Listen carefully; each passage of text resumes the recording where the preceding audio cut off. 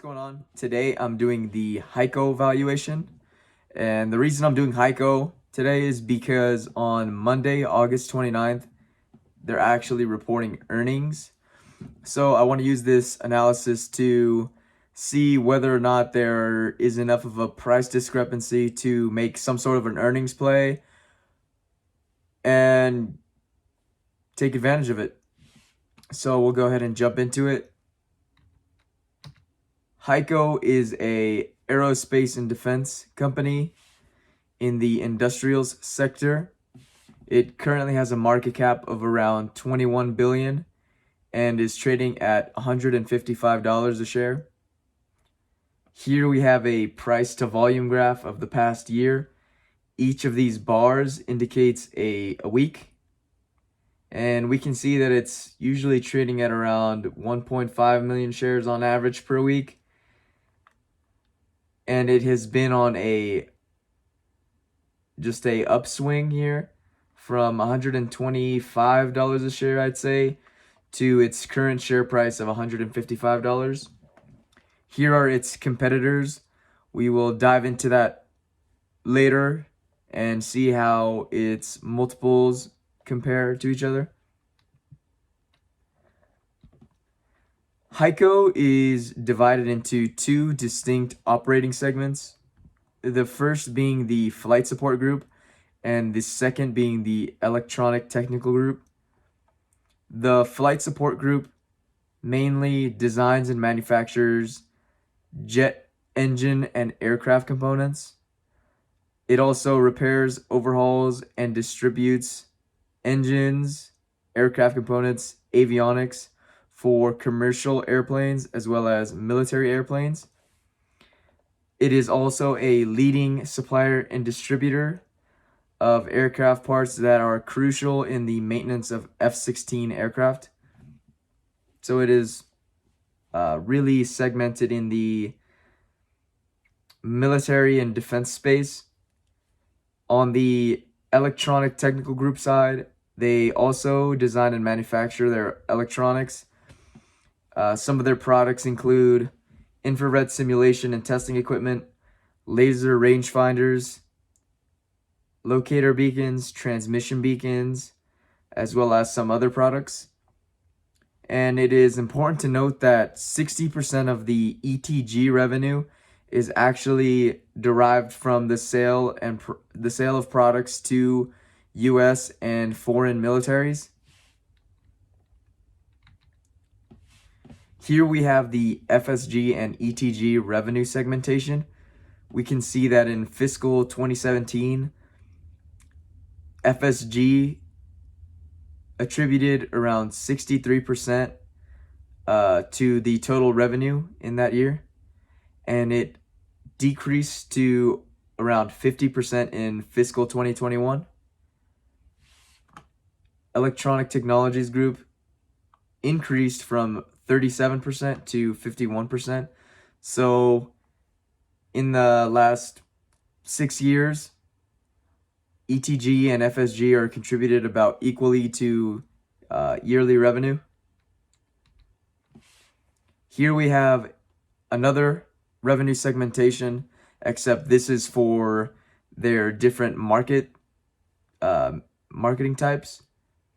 And we can see that commercial aviation made up a little more than half of all revenue in fiscal 2017 and has since decreased to around 40% in fiscal 2021. On the contrary, defense and space has increased from 34% to now 44% of total revenue, and electronics, medical, and telecom have attributed about equal amounts from 13 to 17%. Here we'll dive into the historical unlevered free cash flow. We can see that it has steadily increased revenue from fiscal year 2017 to fiscal year 2021, has increased its gross profit margins from 38% to 39%, steadily increased EBIT, its operating margin increased as well, from 20% to 21%. Solid. Positive unlevered free cash flow and positive EBITDA, and positive growth rates for both of those. So it is apparent that Heico isn't in any financial distress, and it's actually a solid business, generates good revenue, generates good margins. So they definitely have it going for them in those fronts. Here we have FSG revenue and its growth rate. We can see that FSG accounted for around $968 million in revenue in fiscal 2017 and actually peaked to around $1.2 billion in fiscal 2019. And if we go back to our historical unlevered free cash flow, we can see that it coincides with these increases from 1.5 billion to 2 billion. And then it also coincides with this decrease from fiscal 19 to 20. So we can say that increase and decrease was derived from these increases and decreases in FSG revenue. Here we have FSG backlog as a percentage of FSG revenue. We can see that in fiscal 2018, backlog contributed around 21.5% of total revenue in that year, and since increased to around 30% in fiscal 2021. In this valuation, I used FSG and ETG backlog as the main revenue driver. We'll see in a little bit why I did that, especially on the ETG side. Here we have the ETG revenue and its growth rate. We can see that ETG has been steadily increasing and basically doubling its revenue from fiscal 2017 to fiscal 2021, and has, like we were saying earlier, has just increasingly contributed to Heico's total revenue and steadily increasing. Here it's the ETG backlog percentage of ETG revenue. We can see that backlog actually contributed to around 60% of total ETG revenue in that year and has stayed constant throughout. I mean, and still it has increased, but has maintained throughout fiscal 2018 to fiscal 2021. And here I just want to talk a little bit about Heico's growth strategy and how it's maintaining and actually increasing its growth rate. Heico is really focused on deriving growth from acquisitions. Since 1990, Heico has actually acquired around 88 different companies, varying from aviation, defense, space, medical, telecom, and electronics. They typically tend to acquire companies that will broaden the products that they offer or broaden their customer base. Another key driver in their growth is the development of new products, and these products, they tend to reverse engineer from OEM parts, and from this reverse engineering, they can actually provide that part at a lower cost than OEM and actually increase their customers and just get new customers by providing these cheaper parts. And they may not necessarily be cheaper as in cheaper materials or not quality. It's definitely quality parts. And to get these PMAs, they actually have to file with the FAA, which since their inception, they've been able to acquire 12,000 parts from these PMA filings with the FAA. So they have a great track record, which ends up being a competitive advantage for them, for their competitors, because this track record actually helps them have faster turnaround times when they file new PMAs. So it definitely helps them out in the long run. So now we'll dive into the projections. For this valuation, I used 3 different cases. I have an upside, a base, and a downside case. For the upside case, my revenue assumptions on the FSG backlog side assume a 15.82% growth rate initially, which is just the average growth rate between fiscal 2017 and fiscal 2022. And then I have it decreasing and stabilizing at 3.75% in fiscal 2027 into perpetuity. And the reason I do this is because I personally think that a 15% growth rate is too high to keep constant for 10 years.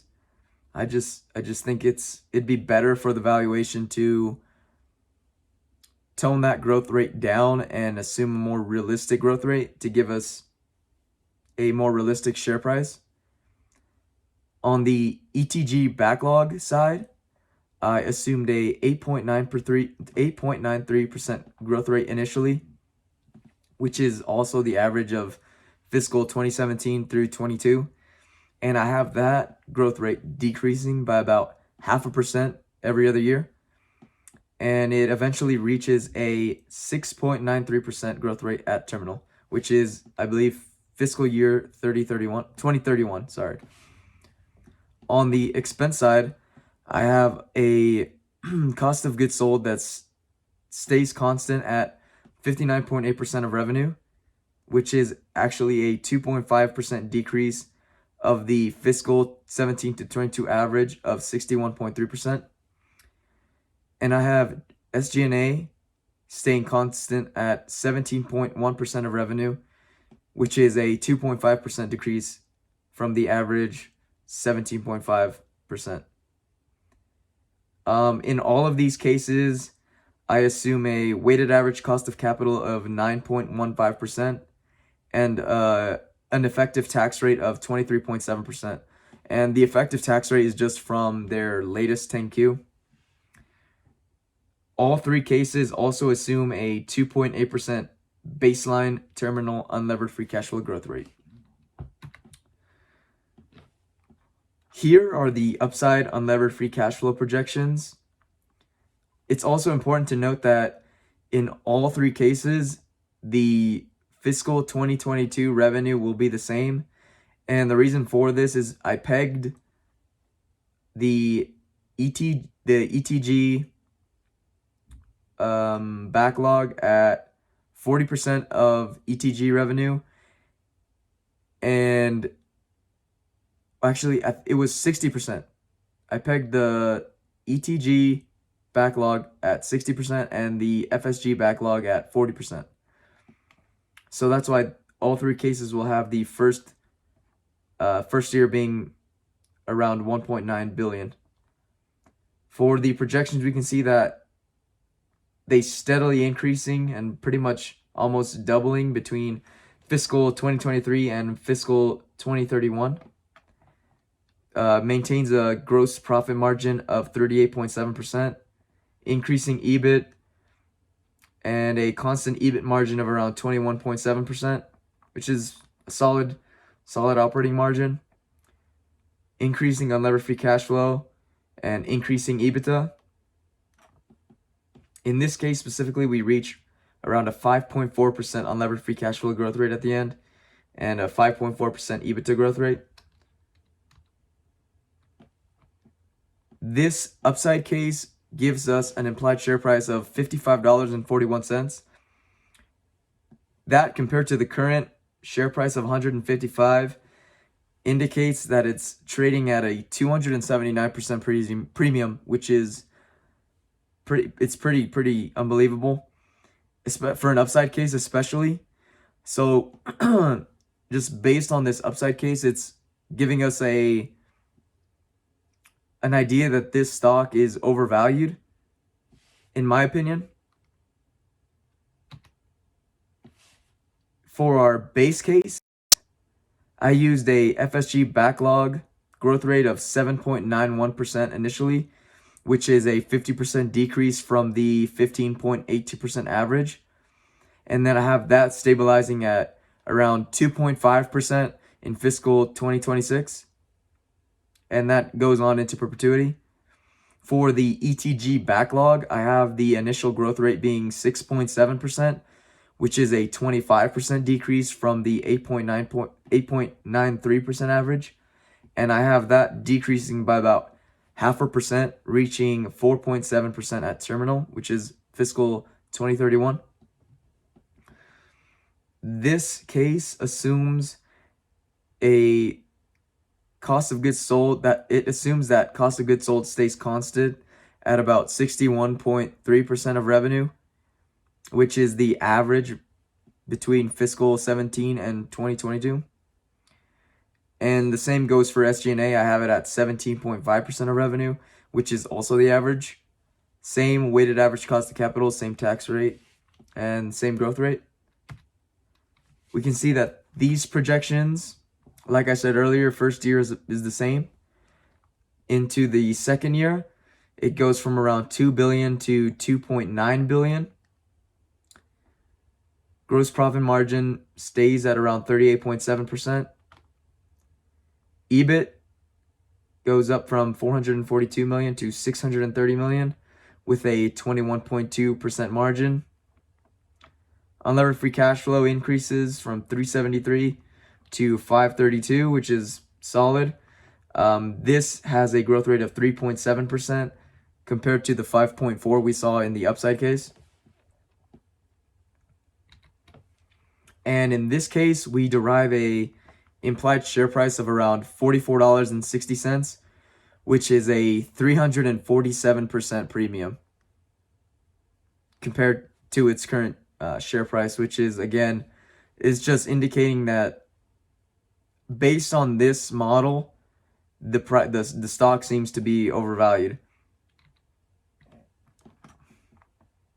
For the downside case, I assumed a FSG backlog of growth rate of 3.95% initially, which is a 75% decrease from the average. And I have that stabilizing at 2.2% into fiscal 2024. And the reason I have that at 2.2% in fiscal 2024 is because if I don't, then this growth rate eventually turns negative, and this is not a company indicating that its revenue is going to be decreasing.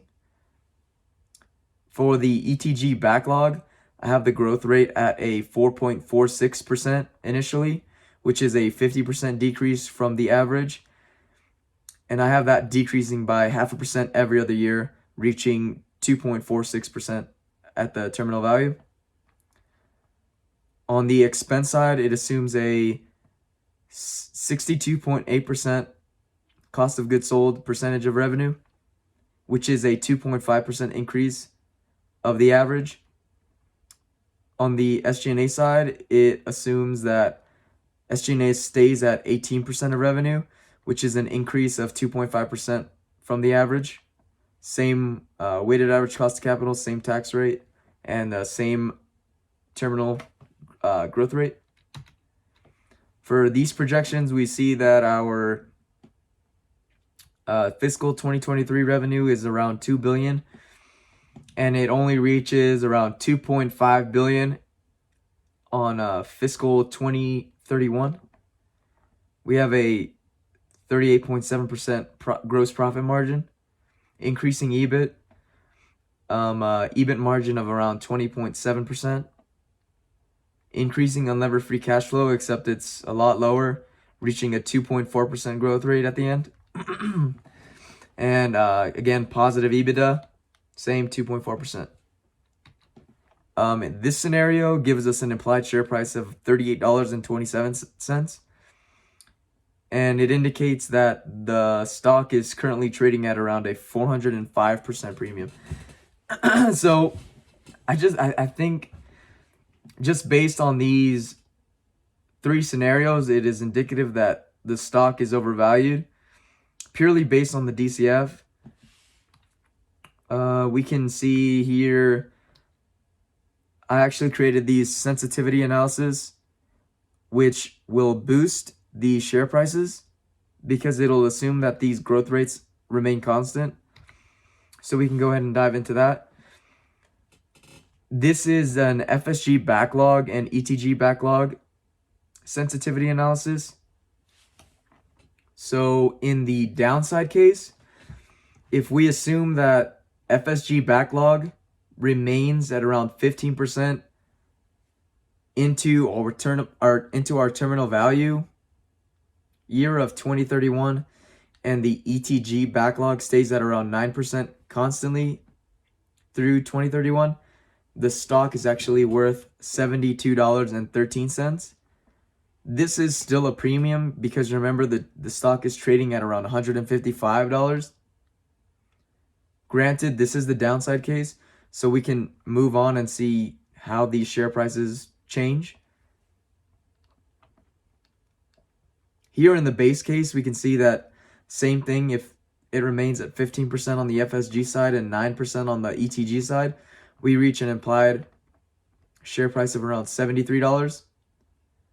And we can see if FSG backlog growth rate increased to 20% and stayed the same for ETG, it'd be around $91. Or if ETG backlog increased to around 15 and FSG stayed the same, we'd be trading at around 88. Or if both ended up increasing, they'd be worth $106 a share. In the upside case, we can see if the growth rate stayed the same, we'd be trading at around a $75 share price.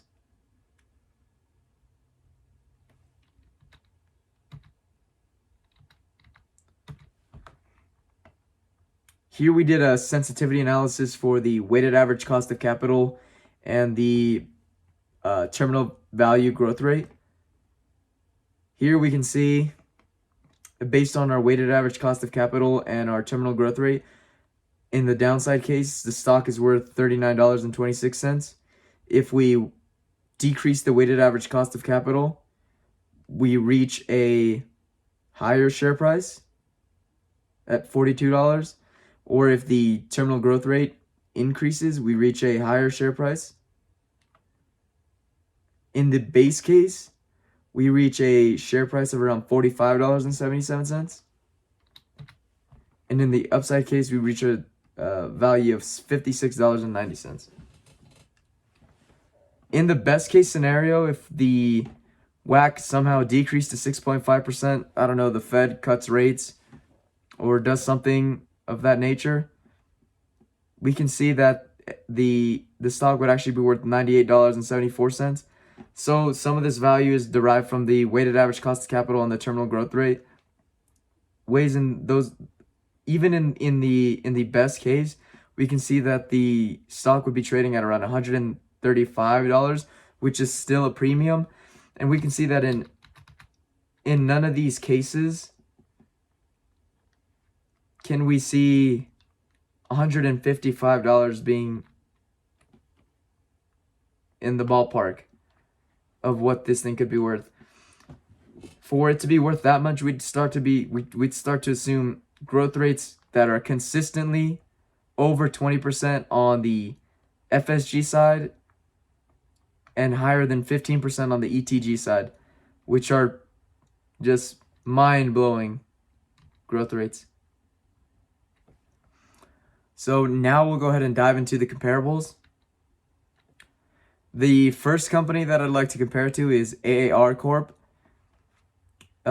This is a same aerospace and defense stock in the industrial sector. It has a market cap of $1.65 billion and is currently trading at a $45.94 share price. Its businesses, 95% of its revenue comes from aviation services, and its services include inventory management, maintenance, refurbishment and overhaul of engine components, engineering, as well as sell and lease of new and overhauled or repaired parts. Here we have its 1-year price price to volume graph.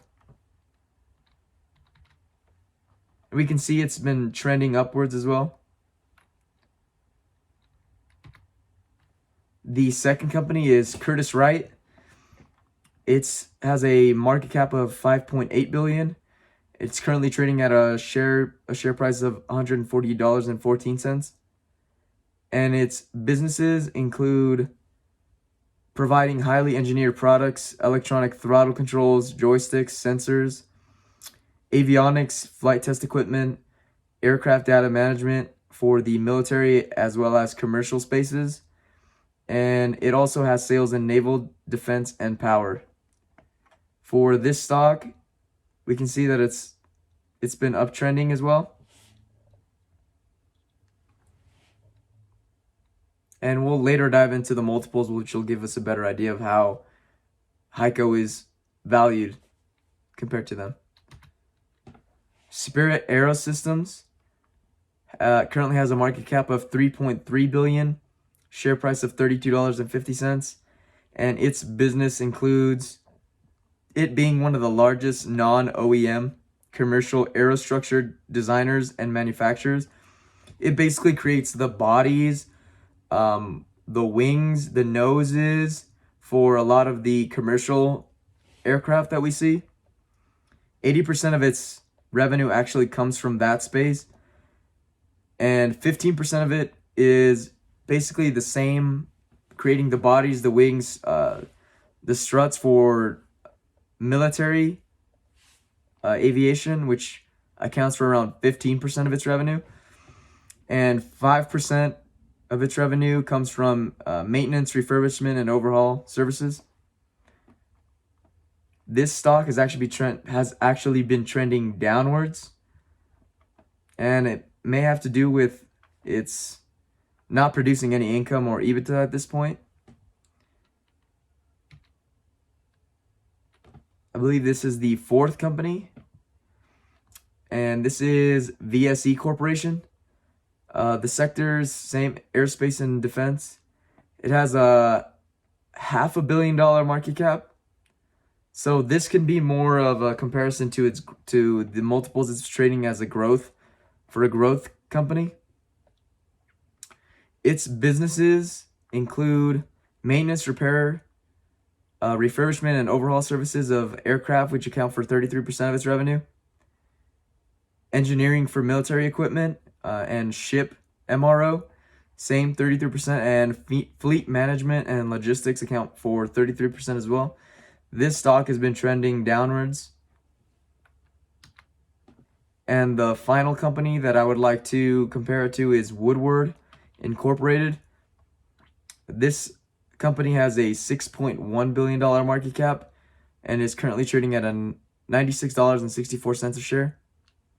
And its businesses include it being an independent designer, manufacturer, and service provider of energy, combustion, electrical, and motion control systems for aircraft.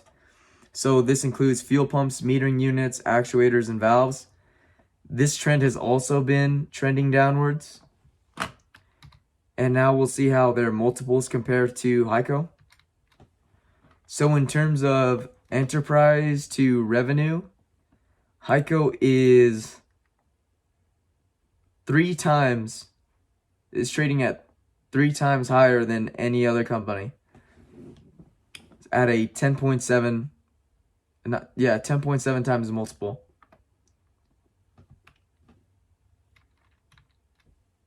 For the enterprise value to EBITDA, it's trading at a 40.6 times multiple compared to its competitors. And finally, on a PE ratio perspective, it's trading at basically 60 times compared to its competitors, the highest being Woodward, which is 36.8. And this just goes to show that, personally, I think Heico is, I'm borderline saying extremely overvalued, excuse me. And I do not see why or how it's trading at what it's trading at right now. the growth rates seem to be extremely high for it to be trading, for the growth rates seem to be extremely high for it to be trading at that share price based on my valuation. And basically, I personally would think that this may be a candidate for a short, just based on how high it's been trading and comparing it to its competitors. There, in every category, it's just at least trading 2 times higher than the nearest competitor. And again, just basing it on growth rates, it just seems that Heico is overvalued. If maybe I'm missing something, maybe they have some sort of news that I'm unaware about. If you personally follow the stock and know of maybe what I'm missing, put it in the comment section below.